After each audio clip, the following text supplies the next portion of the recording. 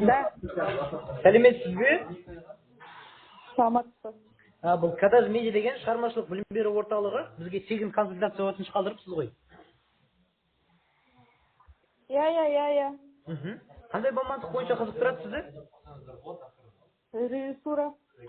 Режиссура мамандығы. Неше сыныпта оқытасыз қазір? Сыныпта емес, мен оқу бітіргенмін негізі. Өз дайындықты өзіңізге қарастырып жатырсыз ба? Я өзіме қосымша керек. Қосымша оқығым келеді.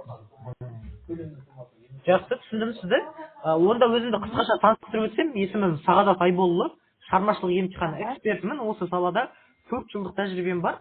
Соның өзінде былтырға 150-ге жуық оқушыны грантқа түсуіне көмектескен болатынмын. Негізі дайындықты бастап кеттіңіз бе? Я бастап жатырмын. Белгілі бір орталықтармен бе, әлде өзіңіз ғана оқып жатсыз ба қазір? Өзім ғана.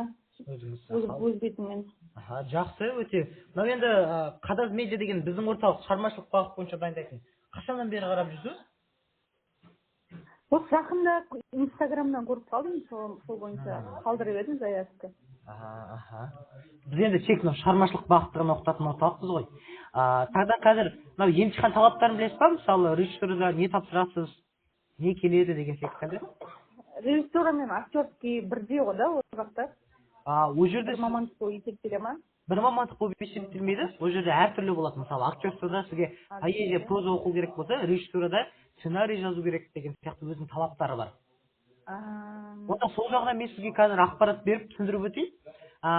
Негізі режиссура мамандығы бойынша творческий экзамен тапсырасыз и творческий ОБТ тапсырасыз. Творческий ОБТ ол 2 қана пән, тарих пен оқу сауаттылықтан 30 ғана сұрақ. Ал творческий экзамен 100 балдан тұрады. Тоже 2 кезең, сценарий жазуы және коллоквиум кезеңі. 50-50 балдан сонда общий 100 бал и общий сонда 130 бал алып шығалады. Сценарий жазу сосын екіншісі не дедіңіз? Коллоквиум деп аталады, яғни сұхбаттасу кезеңі. Қазір онда былай істеп, қазір мен сізге арнайы сұрақтар қою арқылы сіздің шығармашылық емтиханға қаншалықты дайын екеніңізді тексеріп алайын. Сол сұрақтарға шынайы және ашық жауап берсеңіз, өйткені әр мамандыққа, әр университетте емтихан әртүрлі өтеді. Сіздің жауабыңызға байланысты мен нақты бір университетке түсу бойынша дайындық жүйесін құрастырып бере аламын. Сізге нақты дайындығыңызда қай нәрсеге упор қою керек екенін анықтаймыз. Және де қай университетке сіздің шанс грантқа түсу ықтималдығы жоғары екенін айтып беріп, арнайы тағы да 7 түрлі гранттың түрлері бар. Соларға қалай түсуге болатынын түсіндіріп беремін. Сондықтан сұрақтарыма шынайы және ашық жауап беріңіз, е? Жақсы. Негізі өзіңіз қай қалаға оқуға түскіңіз келеді? Негізі Алматыға түскім келеді. Өзіңіз сол Алматыдансыз ба? Жоқ, мен негізі Ақтөбедемін, бірақ қазір Орал қаласындамын. Түсінікті. Негізі енді бұл режиссура боласың дегенде ойыңызға не бірінші келеді? Қалай бұл мамандыққа келдіңіз негізі? Мен қазір бар ғой, театр үйірмесінде сабақ беремін. Өзім негізі. Сол қызығушылығым осы жақта ашылды ғой, театрға келгелі жалпы. Актерский, мен бұрын актрисалықты бітіріп, енді режиссура қызығып жатырмын. Өзіңіз сонда актерскийді бітірдіңіз. Сол Оралда, Ақтөбеде оқыдыңыз ба? Ақтөбеде, Ақтөбеде. Жақсы екен, онда өзіңіз осы театрда жүрсіз. Енді осы сала ғой, сіздікі өзіңіз осы саланың адам екенсіз, енді тағы да өсіп, жаңа оқып, режиссураны оқып алайын деп тұрсыз ғой, сонда түсінгенім бойынша. Қосымша тағы да оқығым келеді. Негізі енді режиссура саласы бойынша олар кейін қай салада жұмыс жасағыңыз келеді? Сценарист дегені бар, одан кейін постановщик бар, кино саласында болады. Қайсына оқығыңыз келеді? Кино саласына көбірек қызығам. Өте жақсы, мынау болашаққа өте актуальный мамандық қой, қазір көріп жатсыз ғой, көптеген кинолар шығып жатыр, кассалар миллиард жасап жатыр дегендей ше. Ал енді негізі осы режиссер мамандығына Алматыға тапсырам десеңіз, қандай талаптары бар, критерийлері бар, білесіз бе? Приемный комиссия неге қарайтын ертеңгі күні сіз тапсырғанда? Жоқ, мен тек актерскийдікі біледі екенмін, а режиссураныкі білмейді екенмін. Бұл енді қалыпты жағдай, өйткені ашық достықтарда жоқ, не тексеретін критерийлер қандай, тем более оны оқымағаннан кейін арнайыша. Вот енді мысал үшін сценарий жазған кезде арнайы бір структурамен немесе бір шаблонмен жазасыз. мен жалпы неге жазып көрген жоқпын, спектакль сондай неге. Мен көбінесе концерттерге, мәдени шараларға жазып жүрмін. Ол өте жақсы, арнайы сіздің мынау уже опытыңыз бар деген сөз ғой. Уже мынау концертке жазғанда ше. Дегенмен де ол ертеңгі күні университет талабы болған кейін сізге киноның сценарийін жазу керек болады. Ол мүлдем өзгеше жүреді да. Тем более оның структурасы басқа болады. Бірақ уже сізге уже сүмілә емес, сізде бар екен мына жерде ше, уже опытыңыз. Ал енді мынау сұхбаттасу кезеңінде сіздерге мынау арнайы сұрақтар қояды да, мысалы мәдениет саласы бойынша немесе мынау кинодағы режиссерлардың аты жөндері, олардың методикаларын білесіз бе, қалай жазатынын негізі?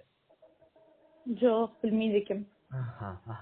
Жақсы, енді түсінікті. Ал енді мынау емтихан талаптары бойынша енді мен деңгейіңізді анықтадым. Давайте мынау ұбт бойынша сұрастырайын, өйткені ұбт-ны тапсыру керек қой сізге. Қазақстан тарихы бойынша деңгейіңіз қандай еді негізі, нәтижелеріңіз? Қазақстан деңгейі орташа, енді прям қатты білемін деп те айта алмаймын, білмеймін деп те айта алмаймын, орташа деңгей. Орташа деңгей. Енді сіз 20 балл аласыз Қазақстан тарихтан. Соның минимум дегенде 15-16-сын жинау керек қой қанжығаңызға. Өйткені оқу сауаттылығыңыз жақта 10 балл тұрады да, енді одан жақсы, ол қатты қиын емес, бір 9-10 жинау керек болады көбісі. Содан общий сонда, көрдіңіз бе, ұбт бойынша сол 24-25 жинасаңыз, ертең анау емтиханнан уже 95-тен асырсаңыз, бұйырса грантқа түсе аласыз. Осы общий балдарды қосқан кезде ше. Бұған дейін енді негізі курстарға қатысып көріп пе едіңіз? Режиссура мамандығы немесе ұбт бойынша, тарих бойынша? Жоқ, қатыспадым. Жақсы. А вот енді грант жағын сұрасыншы, соңғы сұрағым. Грант қаншалықты маңызды сізге? Әлде бір план Б деген сияқты бар ма сізде? Грант дейтін маңызды емес, мен бұрын грантта оқыдым, маған қайтадан берілмейтін сияқты. Бір рет беріледі ғой мемлекеттік грант. Басқа варианттары болады да, яғни бір артындағы жаңағы сондай гранттар ойнатылады ғой, сондайға шанс болады, сондайға үміткер болғым келеді. Егер мүлдем ондайға шанс болмаса, енді платныйға да қызығушылығым бар. Жақсы, түсінікті. Енді осы бойынша мен сізді түсініп, давайте қазір нақтылап алсам, жағдайыңызды қаншалықты түсініп алдым. Егер қате болса, түзетіп жүрсеңіз, қазір айтып берейін, қазір сіз есіміңіз Нұрсамал, Нұрсамал, Нұрсамал, қазір өзіңіз негізі бітіріп кеткенсіз, мектепті де, жаңағы, қазір өзіңіз жұмыс жасайсыз театрда. Жалпы бұйырса режиссура мамандығына түскіңіз келеді, өйткені арманыңыз сол ертеңгі күні кино түсіріп, жалпы режиссура бойынша кәсіби біліктілігіңізді жоғарылағыңыз келеді. Сондықтан енді қазір пока что дайындықты толық бастаған жоқсыз, өзіңіз ғана былай қарап жүрсіз. Жалғыз дайындалу сізге қиынға соғып тұр, өйткені ақпарат білмейсіз, дайындықты неден бастау керек екенін, және де грант жағынан, мысалы грантқа түссеңіз нұр үстінен нұр, бірақ уже бір рет оқып алғаннан кейін тағы да гранттың түрлеріне тапсырып көргіңіз келеді, бірақ енді ол жайлы білмейді екенсіз. Дұрыс па барлығы? Дұрыс. Все, жақсы, онда сізді толықтай түсініп алдым, Нұрсамал. Енді қазір қалай сізге дайындық бастау керек, не жасау керек, мен сол жайлы сізге түсіндіріп өтейін.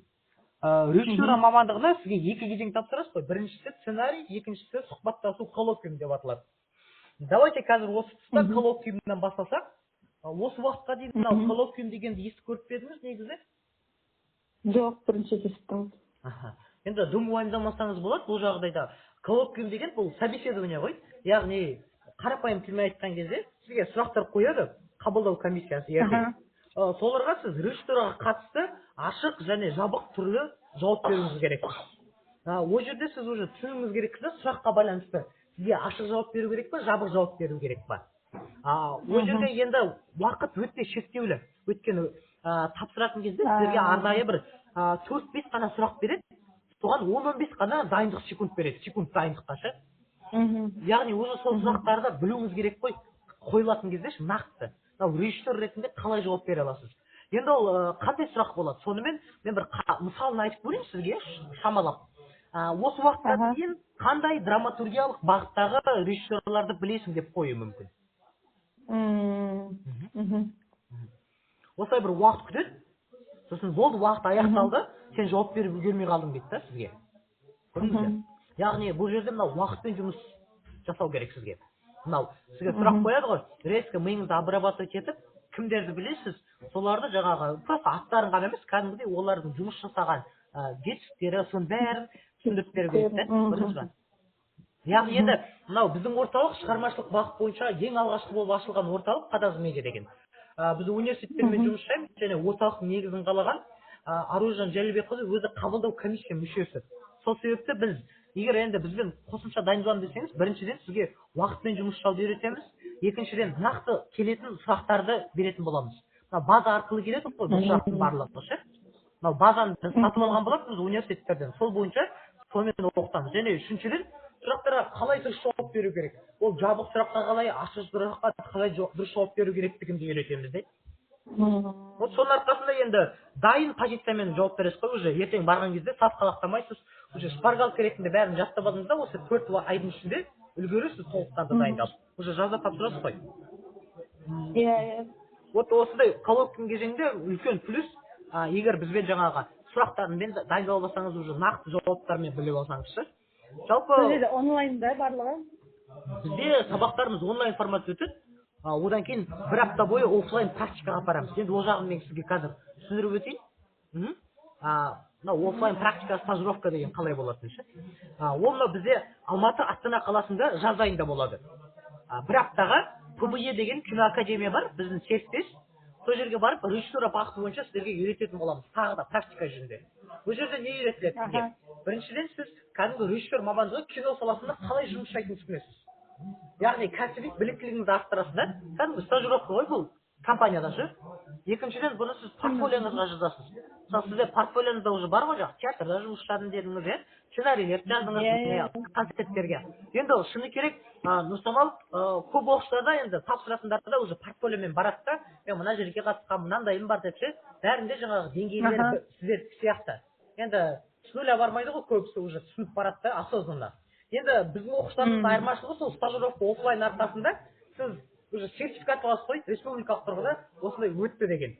Одан кейін сізге ертеңгі күні сол жерде жұмыс жасауға болады. Біздің түлектеріміз уже бітіргеннен кейін сол жерге уже сразу енді режиссер болмайды, уже сценарист ретінде, постановщик ретінде уже көмектесіп, солай карьерный лестницамен көтеріледі де уже.